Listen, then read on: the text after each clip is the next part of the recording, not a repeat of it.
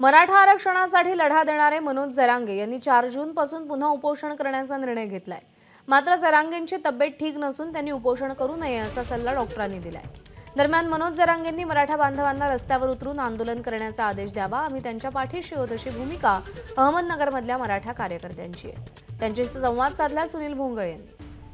मराठा आरक्षणासाठी लढा देणारे मनोज जरांगे पाटील यांनी पुन्हा एकदा आपला आंदोलनाचा हत्यार जे आहे ते उपसलेलं आहे। 4 जूनला ते आंदोलन करणार आहेत। काही मराठा कार्यकर्ते आपल्या सोबत आहेत, त्यांच्याशी बोलणार आहोत।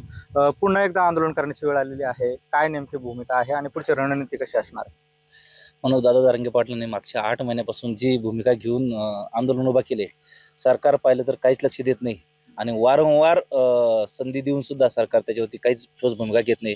म्हणून मनोज दादा जरांगे पाटलांनी 4 जूनला परत आमरण उपोषणाला बसायचा निर्धार केलाय। जे काही मराठा समाजाच्या अधिकाराचं असेल, हक्काचं असेल ते मराठा समाजाला द्या। ओबीसीतूनच मराठा समाजाची मागणी आधीच भरपूर मराठा समाज हा ओबीसीत गेलेला आहे। उरलेला मराठा समाजाचा तो हक्क आहे, सगळे सोयरे कायदा पारित करा आणि ह्या आंदोलनाचा शेवट गोड करा। इथून पुढे आता ह्या 911 सभा तर ठीक आहे, जे पाटलांनी एक उपोषणाची सुद्धा मागणी आता परत सुद्धा त्यांनी पुकारलेला आहे।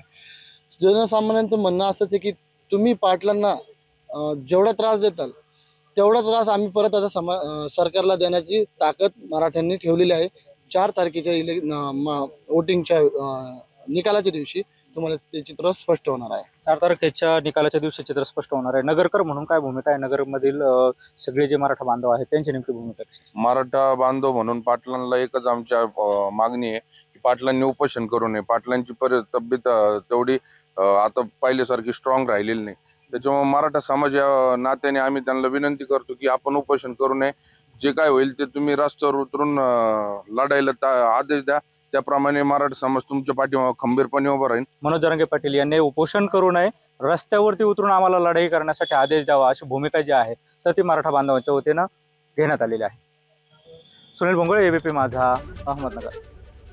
तर सरकार मराठा समाजाच्या मागण्यांकडे लक्ष देत नाही, त्यामुळे पुन्हा एकदा आंदोलनाचं अस्त्र उगारण्याचा निर्धार मनोज जरांगे यांनी केलेला आहे। 4 जून पासून उपोषणाला बसू असं ते म्हणतात। एबीपी माझा, उघडा डोळे बघा नीट।